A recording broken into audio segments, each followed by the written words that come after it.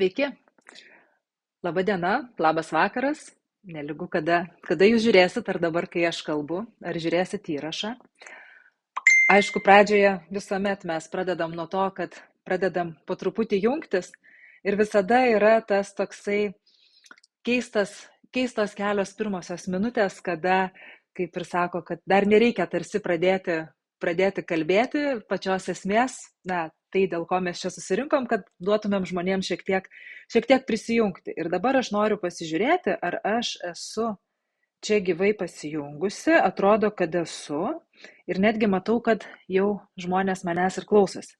Tai puiku, tada iš tikrųjų galime mes jau ir pradėti. Čia aš buvau įsijungus telefoną, pasižiūrėjau, kad tikrai viskas liktai gerai. Na ir po truputėlį pradėkim ir lauksim prisijungiančių kitų. Nežinau, ar tikrai matysiu visus jūsų komentarus. Va, Jūratės matau. Sveiki, Jūratė. Malonu, kad parašėte, tai gal matysiu ir kitus. Tai iš tiesų, jeigu kažkas turit kažkokių klausimų ar komentarų, tai rašykit po šituo video. Parašykit, iš kur esat, iš kokios šalies ar miesto klausotės. Va, Tatjana, sveiki Tatjana, malonu jūs ir čia matyti. Ir jeigu aš nepamatysiu to komentaro ar nespėsiu atsakyti, tai tikrai pamatys mano kolegos ir mes tada galėsim ir vėliau atsakyti, jeigu kartais kažkoks klausimas liks nepastebėtas. Sveiki, matau puikiai visus komentarus, labai džiaugiuosi. Manau, kad viskas bus puiku. Taigi, kas manęs dar nepažįsta, tai aš esu Toma Kumžienė. Esu kuksando meistrė, esu tradicinės korėjiečių medicinos sasang specialistė, taip pat praktikuoju akupunktūrą, tai yra adatomis padedu žmonėms irgi ir numalšinti skausmus ir sušvelninti įvairiausius negalavimus. Bet šiandien mes kalbėsim apie kuksando, apie praktiką, su kuria aš susipažinau jau šiais metais bus 20 metų, aš kaip pagalvoju, man visiškai kažkokia atrodo fantastika, iš tiesų 2005 metais. Pirmą kartą atlikome šią praktiką su meistru Džinmoku iš Pietų Korėjos, tai vyko irgi stebuklingoje vietoje, Tibete, prie Kailašo kalno papėdėje. Beje, apie šitą mūsų kelionę ir apie kuksando ir apie daug dalykų mano vyras, kuksando meistras Algirdas Kumža, yra parašęs puikią knygą, jeigu dar neturit, labai rekomenduoju atsisiųsti, paskaityti, spausdintą galima įsigyti pas mus kuksando svetainėje, kuksando.lt, o audiotekoje galima įsigyti audio versiją ir tiesiog jos klausytis, tai kaip jūs labiau mėgstat, taip ir darykit, tikrai gera knyga su beje labai daug patarimų. O šiandien aš norėčiau šiek tiek su jumis pasikalbėti apie tai, kaip atkurti savo organizmą po žiemos, po to ilgo periodo, kuris tai yra ruduo, paskui žiema, jis iš tikrųjų Lietuvoje yra pakankamai ilgas ir iš tiesų žmogus praranda daug energijos. Ir ką reikėtų daryti, kas padeda tą atkurti ir kokie tie procesai kūne vyksta, tai irgi susiradau ir meistro Džinmoku knygose įvairiausios informacijos. Ir iš savo patirties, iš sasang mokymų ir sudėjau tokį trumpą pokalbį su jumis. Gal jis bus ir ilgas, nežinau, bet žiūrėsim, galbūt ir jūs turėsit kažkokių klausimų. Ir taip pat, aišku, norėsiu pakviesti jūs į programą, ypač tuos, kurie dar nepradėjote kuksando praktikos, tai mes pradėsim nuotolinę 21 dienos arba 3 savaičių programą, kuksando programą, kurioje mokysimės kuksando nuo pačių pradžių. Tai ir kvėpavimo, ir judesio, ir akupresūros, ir meditacijos, ir visų kitų dalykų ir patarimų. Nesugaišdami daug laiko, iš tikrųjų kasdien skirdami nuo 5 minučių iki pusvalandžio ir taip po truputėlį judėdami, nes kuksando turi tokią taisyklę, kuri man atrodo iš tikrųjų jinai galėtų galioti visose gyvenimo situacijose. Tose, kur mes norime kažkaip save patobulinti, kažkokie, tapti geresni ar ištvermingesni, ar pasiekti kažkokių tikslų, tai kuksando sako, kad yra 3 labai svarbus dalykai. Tai yra netinginiauti, tai yra nepersistengti, bet daryti kiekvieną dieną. Tai būtent šitais aspektais remiantis mes ir sukūrėme programą, kurioje po truputį, bet kasdien. Ir iki pat tos didžiulės visumos ir iki pat tų geriausių efektų. Na, o dabar kalbėkime apie tai, kągi ta žiema padaro su mumis. Tai žiemą iš tikrųjų dėl šalčio sulėtėja energijos apytaka. Kūnas tampa vangesnis ir todėl kuksando patarė žiemą užsiimti aktyvesnių judesių šalia praktikos. Tai pavyzdžiui, tai gali būti kuksando kovos menai, jeigu mes kalbam apie kuksando, aš daugiausiai ir kalbėsiu apie kuksando, bet tai gali būti ir pavyzdžiui plaukimas. Jeigu žiemą buvote aktyvus, pavasarį yra lengviau išlikti sveikiems. Na, o jeigu nebuvote, ką daryti tada? Pavasarį reikia tada labiau savimi rūpintis, nes prarandame daug vitaminų atsargų, daug energijos. Nusilpstame, nesvarbu, kad žiema buvo šilta, palyginti šilta, bet vis tiek gamta taip yra prisitaikius, kad žiema tarsi mus uždaro į tokį keltą ir mes kaupiame labiau tokį, bet ir tuo kaupimu labai, labai daug ir prarandame. Tai pirmiausia, mes aišku save galime atkurti maistu. Kaip kuksando sako, kad mūsų visa energija, mūsų tas variklis, jisai susideda iš dangaus energijos, tai yra oro, kurį mes įkvepiam, ir žemės energijos, kurią mes gauname su maistu. Tai jeigu mūsų skrandžio darbas yra sutrikęs, nes būtent čia susitinka tos dvi energijos, tas dangaus ir žemės energijos. Ir jeigu skrandis, mūsų virškinimas yra sutrikęs, tai užkerta kelią mūsų kūnui gauti dangaus energiją ir žemės energiją. Tai nes viskas, kas patenka į skrandį, išsyk ima veikti mūsų kūną. Tai reiškia, kad mes turime labai labai atidžiai rinktis maisto produktus. Ir pagal kuksando patys kenksmingiausia eilės tvarka skrandžiui produktai, tai yra šaltas, pats blogiausias. Tada aštrus, tada saldus ir tada sūrus. Be abejo, jūs turbūt suprantat, kad mes čia kalbam apie tokias jau ekstremalesnius. Tai ir šaltį, tokia ekstremalesnį ir aštrumą, ir saldumą, ir sūrumą, nes visko po truputį mums nekenkia. Tai pavyzdžiui, kurį laiką šaltą maistą, labai šaltą maistą galima atlaikyti, tačiau vėliau skrandis ims streikuoti. Yra dalis žmonių, taip vadinamo jan tipo žmonių, bet tradicinė korėjiečio medicina Sasang ir kuksando irgi skirsto žmonės pagal vyraujančią yin, šaltą arba jan karštą energiją. Tai jan žmonės, kurie yra iš prigimties karštesni, turi daugiau tos karštos energijos. Jie, aišku, tą šaltį atlaikys ilgiau. Yin tipo žmonėms, tiem šaltesniems žmonėms, jų skrandį šaltas maistas sutrikdo gana greitai. Na, aštrus maistas labai skatina apetitą. Dirgina skrandį ir pagal kuksando dar ir išsklaido mūsų kūne susikaupusią energiją. Turbūt kyla klausimas, ką reiškia išsklaido. Tai reiškia tai, kad mes iš tikrųjų dažniausiai turime energijos, bet jinai yra pasklidusi po mūsų kūną, tarsi toks kaip rūkas. Ir mums ją reikia sutelkti, jeigu mes ją sugebam sutelkti ir dar paskui užtikrinti, kad jinai cirkuliuotų po mūsų kūną, tada mes pradedam tą energiją atgauti, jausti, organizmas atgauna savo savireguliacinės funkcijas, mums traukiasi skausmai, įvairiausi negalavimai, netgi ligos. O tai padaryti padeda teisingas kvėpavimas ir minčių suteikimas, sutelkimas. Ir to moko kuksando praktika. Apie kvėpavimą aš dar kalbėsiu, bet dabar dar keliauju prie maisto. Tai saldaus truputį reikia kiekvienam, tačiau per dažnas ir per didelis, ypač to paprasto balto cukraus naudojimas, be abejo, kad labai kenkia skrandžiui ir trukdo mums netgi teisingai kvėpuoti. Vaisiai ir medus jau yra šiek tiek kita situacija, kitas produktas, geriau nei cukrus be jokios abejonės, tačiau žinoma, jų irgi padauginti nereikėtų. Na, sūrus maistas irgi dirgina skrandį, apsunkina jį, sukelia tinimą, pavyzdžiui, kai žmonės sako, aš tarkim ryte atsibundu patinęs, sutinusiais pakiais, sutinusios tinsta ypatingai kojos. Tikrai dažnai tai būna nuo pernelyg sūraus maisto, aštrus maistas beje irgi tą gali sukelti. Apskritai, žmogus turėtų pats jausti, kokio maisto jam reikia. Kaip, pavyzdžiui, jaučia vaikai, kurie nevalgo, pavyzdžiui, kažkurių produktų, nemaišo jų.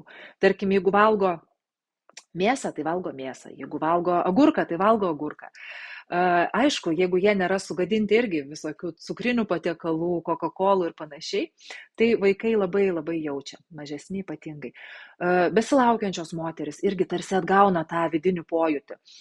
Bet tam, kad atskirtumėm savo kūno poreikius nuo įpročių, žalingų dažnai įpročių, mums reikia būti tokioj harmonijoje, atrasti savo harmoniją, balansą. Ir aš kalbu apie visą harmoniją, tai yra kūno, proto, minčių, emocijų harmonija. Tada žmogus tikrai pradeda jausti, ko jam reikia. Jau nebe tie įpročiai jį pradeda valdyti, bet būtent poreikiai, kuriuos jis jaučia tiesiog savo vidumi. Rytuose apskritai niekas nekalba apie atskirą organą, apie atskirą kažkokią ligą. Kalba yra visada apie žmogų su visomis jo dalimis, kaip aš sakiau, pradedant kūnu, baigiant emocijomis, nes tai yra vienis. Ir klausima, kas atsitiko, jeigu žmogus susirgo, kur sutriko ta harmonija, kur nebeteka energija, kodėl jin išsisklaidė, arba atvirkščiai, gal kažkur užstrigo, gal yra užspausta, užspeista, stagnuoja. Gal, pavyzdžiui, jinai pakilo aukštyn, taip sukeldama galvos skausmus, nemigas, nesibaigiančias mintis, galbūt jinai pasišalina su pernelyg dideliu prakaitavimu ir kažkokiais staigiais prakaito protrukiais. O galbūt kaip tik energija nusileido ir mes nebeturime jėgų. Sutriko virškinimas, nusilpome. Todėl ir yra sakoma, kad rytų medicina gydo ne ligą, o gydo žmogų. Ir kiekvienu konkrečiu atveju žiūri, kas atsitiko. O kuksando visada gali būti šalia. Iš tiesų, kuksando, tarkim, labai glaudžiai bendradarbiauja arba yra dalis tradicinės korėjiečių medicinos sasank. Ir tarkim, aš ir praėjusią vasarą viešėjau Korėjoje, buvau stažuotėje kelių savaičių, kur irgi mokiausi tos tradicinės korėjiečių medicinos. Ir toje klinikoje, tradicinės korėjiečių medicinos klinikoje, kaip viena iš paslaugų, tos sveikatinimo paslaugų, buvo kuksando. Salytė, nedidelė salytė, kurioje kuksando meistras gydytojo paskirimu mokydavo žmonės kuksando praktikos. Tai yra judesio, meditacijos, kvėpavimo, tai yra absoliučiai traukti į visą tą tokią gydymo ir žmogaus reabilitavimo programą. Tai va, kuksando padeda atkurti žmogaus savireguliacijos funkcijas, o pats žmogus jis gali neįtikėtinai daug. Jeigu jisai iš tikrųjų užsiima savimi, išmoksta teisingai kvėpuoti, skiria laiko judesiui, žino tam tikrus taškus akupresūros, kuriuos reikia paspausti, kada atsitinka kažkoks negalavimas ar užklumpa skausmas, žino, kaip nuraminti mintis, kaip atsipalaiduoti. Tai viso šito moko kuksando praktika. Ir mes to mokysimės toje programoje, apie kurią pradžioje kalbėjau, būtent kovo 25 dieną, kurios yra pradžia, tai yra 3 savaitės, po truputį kiekvieną dieną po kažkokį nedidelį gabalėlį. Beje, kuksando praktika yra labai unikali. Iš tiesų, tai aišku, ta praktika yra didelė, jinai yra fundamentali, jinai yra tikrai labai efektinga. Ir efektyvi, aišku, yra savo visumoje, kada mes ją galime daryti pilną. Tačiau tada dažnai žmonės išsigąsta. Aha, pilna kuksando praktika, tai yra 1,5 valandos mažiausiai. Bet tada atrodo, oi, aš tikrai neturiu tiek laiko ir aš net nepradėsiu. Ir be reikalo, jeigu ir jūs taip esate pagalvoję. Todėl, kadangi net mažiausia kuksando praktikos dalelė, ir mes dabar taip ir mokysimės po dalelę kiekvieną dieną, kiekviena ta dalelė jinai gali turėti labai labai reikšmingą poveikį jūsų sveikatai ir savijautai. Tai reiškia, kad pavyzdžiui, išmokite teisingai kvėpuoti, jūs jau išmoksit nuraminti mintis, jau atkursit energijos cirkuliaciją. Išmokę tam tikrų judesių, išmokę tam tikros meditacijos, ilgos, trumpos, statiškos, su judesiu, dinaminės, išmokę akupresūros, ir kitų kuksando patarimų, jūs galėsite juos taikyti savarankiškai tada, kada jums labiausiai reikia, tada, kada turite laiko tiek, kiek trunka ta kažkokia dalelė, arba turėdami laiko jūs mokėsite atlikti pilną praktiką, kuri, jau kaip sakiau, tai jau yra visa visuma ir tai yra tiesiausias kelias, aišku, į gerą savijautą ir gerą sveikatą. O dabar grįžtu prie kvėpavimo, apie kurį pradėjau. Ir iš tikrųjų apie kvėpavimą kviečiu pagalvoti labai labai rimtai. Ir aš kalbu ne apie kvėpavimo kažkokią techniką. Technikos jų yra daug, jos gali būti labai naudingos ir yra labai naudingos, jos turi savo paskirtį, jos sprendžia kažkokius dalykus, kada mums jų reikia. Bet aš kalbu apie prigimtinį žmogaus kvėpavimą, apie tą fiziologinį, diafragminį, arba dar, jeigu tiksliau pasakyti, apatinį diafragminį kvėpavimą.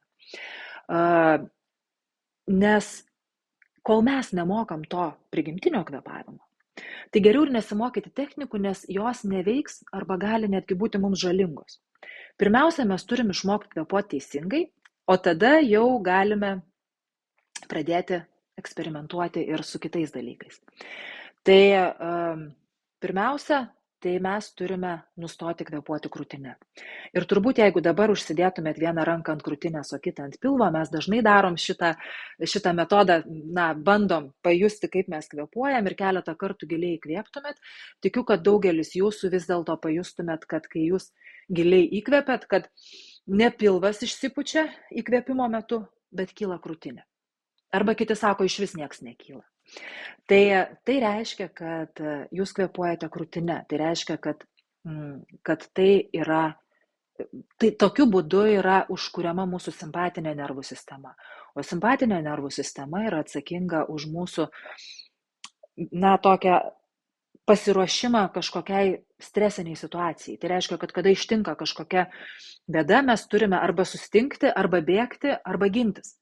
Tai reiškia, kad organizmas patenka į tam tikrą stresinę būseną, iš kurios šiaip normaliai mes turėtumėm, tarkim, atsitiko stresas, mes sureagavom, mūsų ta kvėpavimas padažnėjo, tapo dažnesnis, mes pradėjom kvėpuoti krūtinę, įsijungė visi organizmo savisaugos receptoriai, visos funkcijos, bet po to, kada pavojus praėjo, visa tai turėtų taip gražiai nusileisti, kaip ir kvėpavimas, jisai turėtų nurimti. Ir mes turėtume pereiti į parasimpatinę būseną, kuri jau skirta yra atsigauti, pailsėti, nurimti, ilsėtis. Bet dažnas šiuolaikinis žmogus nebesugeba pereiti į tą kitą būseną, į tą poilsio režimą. Ir jisai visą laiką yra toje simpatinėje sistemoje. Tai reiškia, kad jis visą laiką yra įsitempęs ir visą laiką yra streso būsenoje. Ir pirmiausia, kas padeda pereiti iš tos simpatinės į parasimpatinę būseną, tai yra kvėpavimas. Būtent kada mes įdarbinam diafragmą ir kada mes pradedam kvėpuoti kuo žemiau pilvu. Be to, nežinau, ar esate girdėję, turbūt esate, kad būtent diafragma tai yra tas raumuo, kuris dalina kūną pusiau ir kuris būtent atsakingas už kvėpavimą. Kuo žemiau nusileidžia diafragma, tuo reiškia mes labiau kvėpuojame tuo pilviniu kvėpavimu. Tai ta diafragma yra tarsi limfos ir veninio kraujo siurblys. Apie tai savo seminaruose labai daug kalba sporto medicinos gydytojas Dalius Barkauskas. Ir jisai visada pabrėžia tai, kad jeigu mes nemokėsime kvėpuoti pilvu, nemokėsime įdarbinti diafragmos, diafragma nedirbs, jinai čia kažkur plazdės, nenusileisdama žemyn, tai mums bus labai sunku sutvarkyti limfos tekėjimą, veninio kraujo sugrįžimą atgal. Grįžimą atgal ir tada prasideda labai daug problemų. Beje, apie diafragmą aš dabar galvoju, gal man pavyks, aš jums toj parodyčiau tokį paveikslėlį, turiu. Štai čia.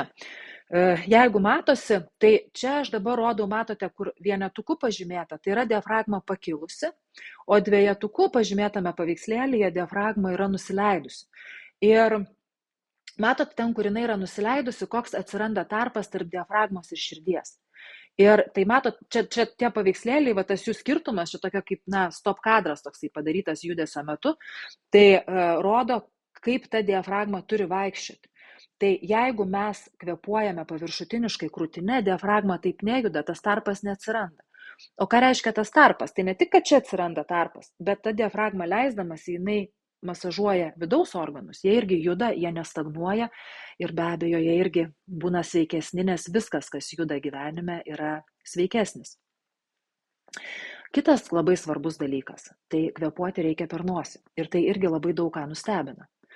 Tai per nosis turi labai daug receptorių, kurie įkvepiant ir iškvepiant informuoja mūsų smegenis, kas vyksta, koks tai oras, šiltas, užterštas, šaltas, ką reikia daryti, kūnas pasiruošia tam. Visi plaukeliai valo tą orą. Yra labai daug dalykų, čia atskirą paskaitą galima daryti, kodėl per nosį, Bet ne kiekvienam tai yra taip paprasta, nes daug kas yra pripratęs būti išsižiojęs ir kvėpuoti per burną. Aš nekalbu apie kvėpavimą per nosį, kada yra, pavyzdžiui, didelis fizinis krūvis. Tai aišku, kada pakyla pulsas, mes jau natūraliai išsižiojame, nes mums trūksta oro. Tai burna yra toks tarsi atsarginis klapanas. Tačiau korėjiečiai turi tą pasakymą, kad nepamirškit, mes kvėpuojam per nosį, valgom burna ir niekada nedarome atvirkščiai. Tai čia toks, aišku, humoras, bet, kuris padės prisiminti. Tai visų šitų dalykų moko kuksando. Ir moko dar vieno labai labai svarbaus dalyko, tai yra būtent ramaus ir lėto kvėpavimo. Nes daugumą mūsų mes kvėpuojame per greitai. Ir čia aš galiu pasiūlyti dar vieną testą, jau gal kai kurie su manimi esate jį atlikę, bet galim pabandyti dar kartą, aš savo kartais pati profilaktiškai pasidarau tokius testus. Pabandykite dabar, aš kai pasakysiu, duosiu ženklą, kad pradedam, pabandykite suskaičiuoti savo įkvėpimus. Aš paleisiu chronometrą, jisai skaičiuos 15 sekundžių. Na ir paskaičiuokite, kiek per tas 15 sekundžių, čia žiūriu kaip į dabar įsijungti, kiek per tas 15 sekundžių kartų jūs įkvėpėte. Ir paskui galėsite parašyti komentaruose, arba tiesiog pagalvokite patys savo, aš pasakysiu, ką paskui su tuo skaičiumi daryti. Pasiruoškit, skaičiuojam tik įkvėpimus. Pradedam.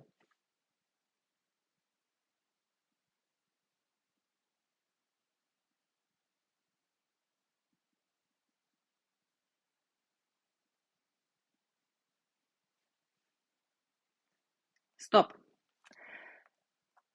Pagalvokite, kiek kartų įkvėpėte per šitas 15 sekundžių. Ir dabar padauginkite šitą skaičių iš 4.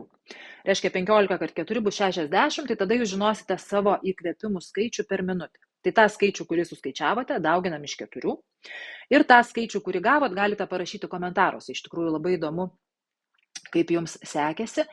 Ir tas skaičius rodo, kiek ciklų per minutę jūs įkvėpėt ir iškvėpėt.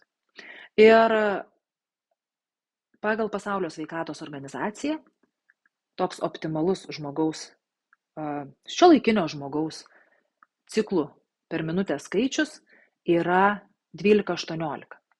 O pagal kuksando ir pagal naujausius, beje, amerikiečių tyrimus, sakoma, kad širdžiai sveikiausias ritmas yra 6 kartai per minutę, 6 ciklai per minutę. Tai reiškia, jūs turėjote, kad gautumėt, kad iš 4 padauginę gautumėt 6, tai turėjote įkvėpti 1,5 karto.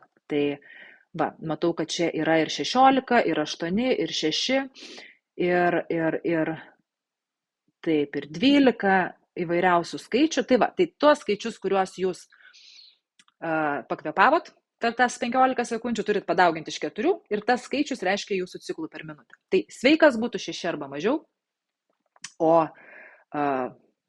kuo daugiau, tuo mažiau galbūt sveikas, truputėlį per greitas, nes mes tikrai kvėpuojam gana greitai ir paviršutiniškai ir įsivaizduokit, kur yra 6, o kur yra 18, kas yra iš esmės norma pagal Pasaulio sveikatos organizacijos duomenis šiuolaikinio europiečio, reiškia vidurkis, ne norma, bet vidurkis. Tai kuksando moko, kaip nuraminti tą kvėpavimą, kaip jį sulėtinti ir mes to mokysimės ir programos metu. Tam mes turim ir specialias mantras, ir specialias, irgi būdus, kaip tą padaryti, nes iš tikrųjų taip atrodo paprasta, taip atrodo visiškai paprasta, ar ne, kad mes čia tiesiog pradedam kvėpuoti ir aš dabar kvėpuosiu per nosį, nes liktai viską čia jau išgirdau, kvėpuosiu per nosį, kvėpuosiu pilvo apačią ir kvėpuosiu lėtai. Ir nebūtinai išeis. Labai sveikinu, jeigu išeis ir tikrai labai linkiu kiekvienam šitą pasiekti, bet jeigu patiems to nepavyksta, tai tikrai kviečiu prisijungti prie kuksando, nes tai yra 1000-metis mokymas, kuris yra jau per savo patirtį, iš žmogaus, iš lūpų į lūpas perdodama mokymą, tobulinama 1000 metų, jau tikrai suradę sprendimus, kaip efektyviau ir greičiau tą padaryti. Taip, tai dabar, aišku, kvėpavimas, atrodo, jau radom būdą, ar ne? Išmoksim kvėpuoti ir jau mūsų ir venos cirkuliuos, veninis kraujas cirkuliuos, ir limfa, ir energija tekės, ir visa kita, ir daugiau nieko nereikės daryti. Deja, nėra taip visiškai viskas paprasta. Kvėpavimas visko be judesio neišspręs. Jeigu kūnas yra labai sustingęs, jeigu vėlgi jūs visą tą rudenį žiemą nejudėjot arba judėjot per mažai. Arba judėjot labai intensyviai, bet tik tai tam tikrų kažkokių sportų užsiimdavot. Pavyzdžiui, ten, sakykime, su svarmenimis, kas labai vysto raumenį, bet mums reikia, kad tas raumuo būtų atsipalaidavęs. Nes tam, kad tekėtų energija, įsivaizduokit, ta energija, jinai susideda iš visko. Tai yra ir iš kraujo, ir iš limfos, ir iš kitų tų visų skysčių, ir iš, apskritai tos energijos, kurios mes net ir turbūt nesuvokiam to žodžio. Tai kad visa tai galėtų tekėti, mums reikia, kad kūnas būtų laisvas. Tai reiškia, kad raumuo neturi būti labai labai įsitempęs. Sąnariai turi judėti.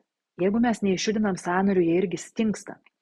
Tai čia jau nekalbant apie vakarų mokslą, kuris teigia, kad sąnariai apskritai maitinasi tik judesio metu, lygiai taip pat kaip ir stuburas. Tai jau vien dėl to reikia išmokti tausojančio judesio, bet ir dėl to, kad tekėtų energija. Todėl, kad sustingusiam kūne, aišku, energija stagnuos. O kūnas stingsta ne tik nuo nejudėjimo, jisai stingsta nuo nerimo, nuo įtampos, nuo streso, nuo krūvos priežasčių. Tai vėlgi aš čia grįšiu turbūt pareklamuoti Kuksando, nes nežinau geresnės praktikos, kuri taip gerai išjudintų kūną. Ir aš kalbu apie tokį tausojantį judesį, nes ne kiekvienas gali užsiimti kažkokiu sportu, bet kokiu sportu. O Kuksando iš tiesų judesys yra labai tausojantis, labai pritaikytas kiekvienam. Aišku, yra sunkesnių pratimų, be jokios abejonės, bet mes jų ir nerekomenduojame daryti visiems. Mes irgi patariame, kaip juos palengvinti, į ką atkreipti dėmesį. Kuksando praktikoje labai labai daug dėmesio užima apskritai minties judesys. Tai yra ne kaip ištobulinti, tobulai padaryti pratimą, atlikti taip, kaip daro mokytojas. Aišku, kad nuostabu, jeigu jūs taip galite. Bet yra žmonių, kurie negali, yra žmonių, kuriem keisti sąnariai, kurie yra po operacijų, kurie yra tam tikro garbingesnio amžiaus ir jie negali daryti visko.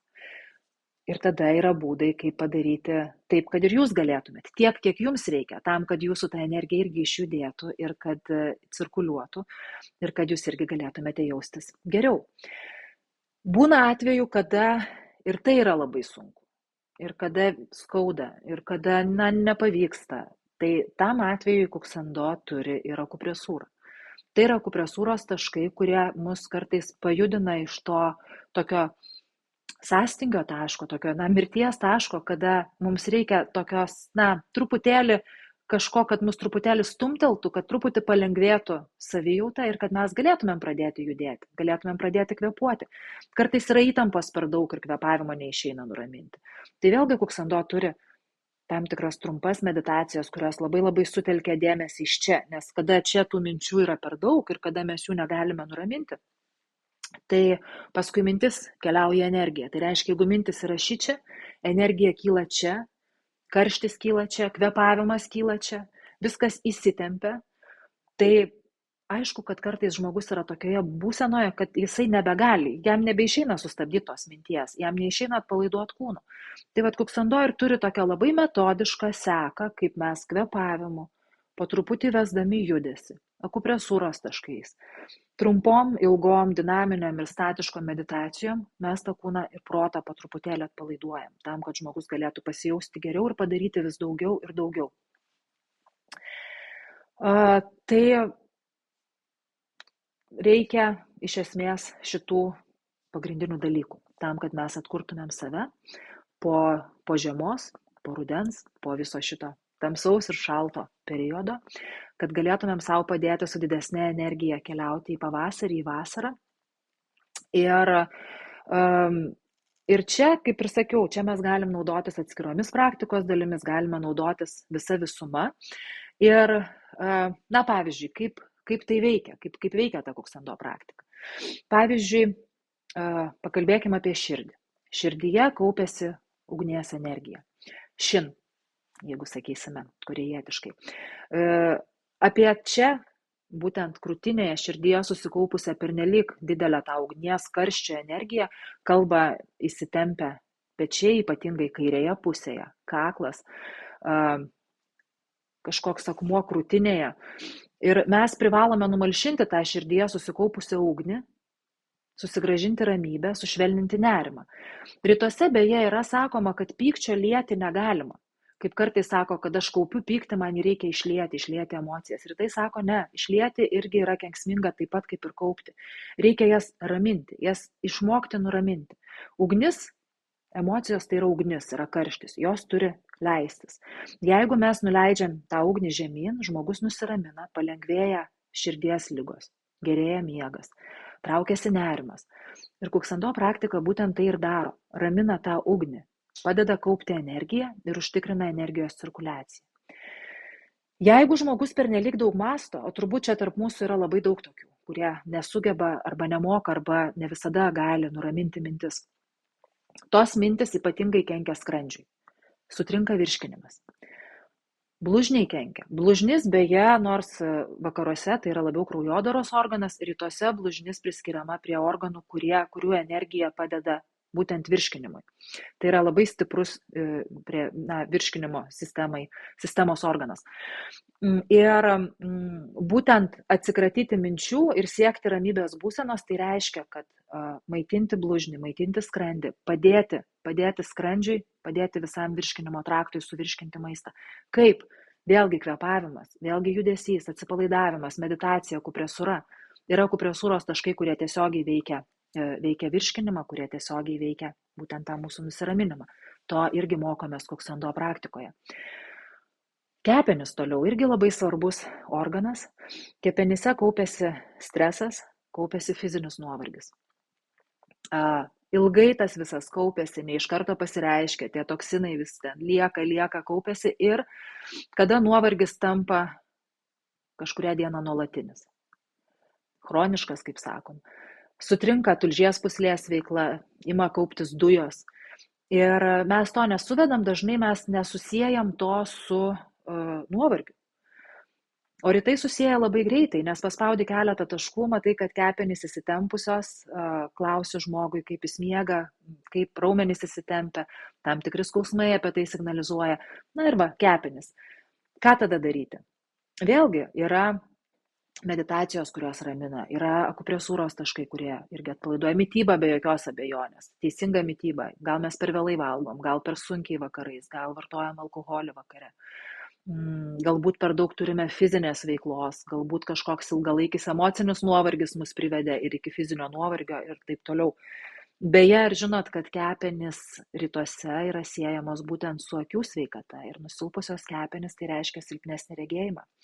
Arba jeigu pradeda silpti regėjimas, mes irgi žiūrim, kas atsitiko su kepenimis, su kepenų energija, kas ten darosi, ar ten yra per daug karščio, ar kaip tik tenai neliko energijos, o gal jinai tenai užspausta ir stagnuoja. Tai vėlgi šito viso mes irgi mokysimės. Tai va, tai dar vienas galbūt mano klausimas jums. Ar esate tie, kurie skiriate savo laiko, gebate skirti savo laiko, ar vis dėlto esate tie, kurie lekiat, bėgat ir vis atrodo vėliau, vis, pradžioje padedat kitiems, atrodo, va dar tą sutvarkysiu, tada jau skirsiu laiko savo, vaikus užauginsiu, tada skirsiu, čia kažkokią karjerą padarysiu, dar kažką padarysiu.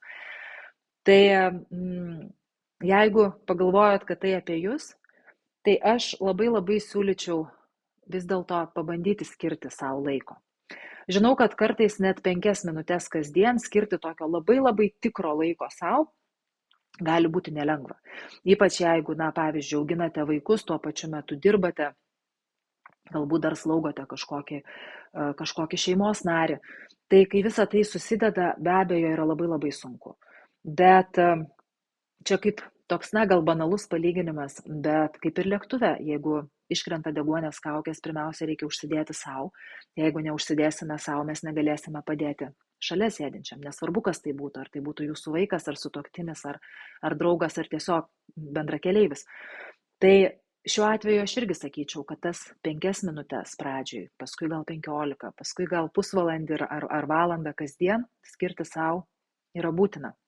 Ir kada mes surandame jau tas keletą minučių, labai yra gerai žinoti, ką per jas daryti. Nes būna kartais, kad atrodo, turiu laiko, bet ką daryti nelabai žinau ir tada žmogus dažnai lieka tiesiog naršydamas telefone, įsijungia filmą ar daro kažkokius kitus nelabai savo naudingus dalykus. Aš tikrai nesakau, kad negalima žiūrėti filmų ar skaityti knygų ar naršyti telefone, visko turbūt reikia. Pasaulis yra toks, kuris reikalauja irgi mūsų dėmesio, bet atsiriboti nuo jo irgi reikia mokėti. Tai jeigu kažkiek rezonuoja šitos mano mintis, tai labai kviečiu prisijungti prie mūsų programos Kuksando 3 savaičių programos, kurioje iš tiesų mokysimės, kaip po truputėlį skirti labai labai kokybiško laiko savo, bent 5 minutės per dieną. Tai tą programą mes pradedam kovo 25 dieną. Iš tiesų mes jau ją darom nebe pirmą kartą. Ir tikrai žmonės, kurie dalyvavo, labai gerai atsiliepė apie šią programą, o dalyvavo jau keletą šimtų.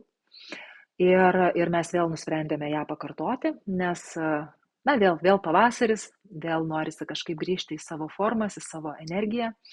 Tai labai kviečiu prisijungti, programa nuotolinė, bus įrašai visų mūsų susitikimų. Visą laiką aš būsiu kartu, atsakysiu į klausimus, patarsiu, mokysimės kartu bandysime rasti tas keletą minučių kasdien savo sveikatai, gerai savijautai. Tai ir šita programa tikrai atitiks tos 3 mano anksčiau minėtus principus apie Kuksando. Tai netinginiauti, daryti kiekvieną dieną ir netinginiauti, daryti kiekvieną dieną. Ir koks dar principas, ar prisimenat? Po truputį, bet kasdien, ir labai labai svarbu yra nepersistengti. Iš tikrųjų šitą mes labai labai dažnai pamirštam, nes dažnai mes kimbame į kažkokią veiklą, paneriam visą galvą. Tai va šita programa bus ne apie tai, bus apie tai, kaip mes iš lėto, po truputį, bet labai labai užtikrintai mokysime skirti laiko savo ir pagerinti savo sveikatą ir savijautą. Taip, Eugenija, ačiū, nepersistengti. Va taip ir būna, šneki valandą ir užstringa pagrindinis žodis, kurį atrodo kaip maldą kartoji kasdien. Tai tikrai taip, nepersistengti, netinginiauti ir kiekvieną dieną. Tai linkiu to kiekvienam iš jūsų. Jeigu turėsite klausimų, šitas vaizdo įrašas, jisai liks ant mūsų Kuksando paskyros sienos ir jūs galite savo klausimus rašyti po šituo video. Ir aš tikrai pasistengsiu, aš ir mano kolegė Eglė, kuri va čia jums irgi padeda ir atsiunčia nuorodų ir pakomentuoja, tai atsakysime būtinai pasistengsim į kiekvieną klausimą, tai tikrai rašykit. Ir labai labai tikiuosi pamatyti jūs toje programoje arba kitose programose.